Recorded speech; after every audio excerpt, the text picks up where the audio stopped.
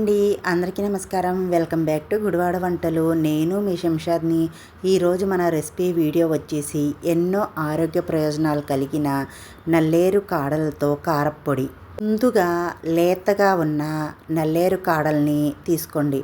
ఒకప్పుడు మనకి నల్లేరు కాడలు అనేవి తెలిసేవి కాదు. మన అమ్మమ్మలకి, నాయనమ్మలకి బాగా తెలుసు. ఇప్పుడు చాలామందికి తెలిసే ఉంటుంది అండి ఈ నల్లేరు కాడల గురించి. ఈ నల్లేరు కాడలు అనేవి ఇప్పుడు ప్రతి చోట దొరుకుతున్నాయండి. కానీ చెట్టు మీద ఉన్న కాడలైతే మనకు పని చేయవు. కారప్పొడి చేసుకోవడానికి ఇక్కడ మనం లేత కాడల్ని తీసుకోవాలి.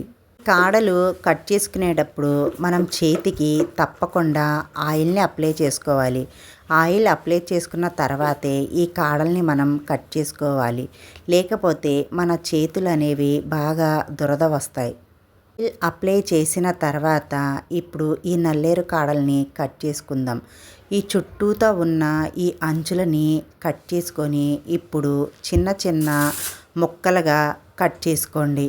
ఈయన ఎముకల్ని కూడా అతికించే శక్తి ఈ నల్లేరు కాడలకి ఉంది. మోకాళ్ళ నొప్పుల్ని తగ్గిస్తుంది. కుంటూ పోతే అన్నీ ఇన్ని కాదండి, చాలా ఔషధ గుణాలు ఉన్నాయి ఈ నల్లేరు కాడల్లో. ఈ కాడల్ని ఇలా చిన్న ముక్కలుగా కట్ చేసుకోండి. ఆ లేత ఆకుల్ని కూడా తీసుకోండి. ముందుగా స్టవ్ ఆన్ చేసుకొని స్టవ్ మీద కడాయి పెట్టుకొని 2 టేబుల్ స్పూన్ దాకా ఆయిల్ వేడయ్యాక 2 టేబుల్ స్పూన్ దాకా పచ్చిశనగపప్పు, 2 టేబుల్ స్పూన్ దాకా మినప్పప్పు, 2 టేబుల్ స్పూన్ దాకా ధనియాలు, టేబుల్ స్పూన్ దాకా జీలకర్ర, చిటికెడు మెంతుల్ని వేసి కాస్త ఫ్రై చేసుకోండి. 15 నుంచి 20 దాకా ఎండుమిర్చిని వేసుకోండి. పప్పులన్నిటినీ లో ఫ్లేమ్లో పెట్టుకొని ఫ్రై చేసుకోవాలి. మరీ ఎక్కువ మంట మీద పెట్టి ఫ్రై చేయకూడదు.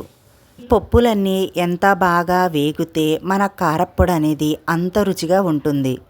ఫ్రై అయ్యాక ఇప్పుడు గుప్పెడు దాకా శుభ్రంగా కడిగిన కరివేపాకుని కాస్త ఎండబెట్టుకొని వేసుకోండి.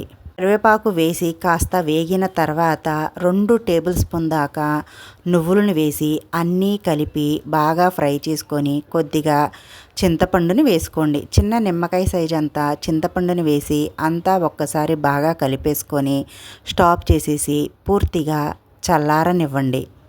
వీటిని వేరే ప్లేట్లోకి తీసుకోండి. ఇప్పుడు ఇదే కడాయిలో మనం 1 కప్పు దాకా నల్లేరు కాడల్ని వేసుకోండి. నల్లేరు కాడల్ని కూడా మనం చిన్న మంట మీద పెట్టుకొని మాత్రమే ఫ్రై చేసుకోవాలి. మరీ ఎక్కువ మంట మీద పెట్టి ఫ్రై చేయకూడదు. ఈ నల్లేరు కాడల్ని మనం కలర్ మారేంత వరకు చక్కగా ఫ్రై చేసుకోవాలి. ఇవి చక్కగా వేగకపోతే మనం తినేటప్పుడు నోట్లో దురద అనేది వస్తుంది. అందుకే ఈ నల్లేరు కాడల్ని మనం మంచిగా ఫ్రై చేసుకోవాలి. 1/2 టీ స్పూన్ దాకా పసుపు వేసి ఒక్కసారి కలిపేసుకోండి. ఈ నల్లేరు కాడలు అనేవి చక్కగా వేగిపోయాయండి. ఇప్పుడు వీటిని కూడా మనం వేరే ప్లేట్లోకి తీసుకొని చల్లారేంత వరకు పక్కన పెట్టుకుందాం. ఇప్పుడు ఒక మిక్సీ జార్ తీసుకొని మనం ముందుగా ఫ్రై చేసుకున్న ఈ దినుసులని ఈ మిక్సీ జార్లోకి వేసుకోండి. ఈ మిక్సీ జార్లోకి వేసుకున్న తర్వాత ఇలా మెత్తగా గ్రైండ్ చేయండి. ఇలా గ్రైండ్ చేసిన తర్వాత ఈ నల్లేరు కాడల్ని కూడా వేసి 10 దాకా వెల్లుల్లి రబ్బలు, రుచికి సరిపడినంత ఉప్పును వేసి మధ్య మధ్యలో ఆగుతా గ్రైండ్ చేసుకోవాలి. ఇలా గ్రైండ్ చేసుకున్న ఈ కారప్పొడిని ఇప్పుడు ఒక బౌల్లోకి తీసుకోండి. కారప్పొడి మనం బౌల్లోకి తీసుకున్నప్పుడు కొద్దిగా ముద్దలాగా ఉంటుందండి. కాసేపు తర్వాత పొడి పొడిగా అవుతుంది. ఎన్నో ఆరోగ్య ప్రయోజనాలు కలిగిన నల్లేరు కాడల కారప్పొడి రెడీ. ఈ నల్లేరు కాడలతో ఇలా కారప్పొడే కాదండి, మనం పచ్చడిని తయారు చేసుకోవచ్చు, చపాతీ చేసుకోవచ్చు. వేడి వేడి అన్నంలో కొద్దిగా నెయ్యి వేసుకొని తింటే చాలు. అన్నంలోకే కాదండి, ఇడ్లీ దోశల్లో కూడా చాలా రుచిగా ఉంటుంది కారప్పొడి రెసిపీ అనేది. వీడియో నచ్చినట్టయితే లైక్ చేయండి, షేర్ చేయండి, సబ్స్క్రైబ్ చేయండి, కామెంట్ చేయండి. బాయ్ ఫ్రెండ్స్, మళ్ళీ కలుద్దాం కొత్త రెసిపీ వీడియోతో.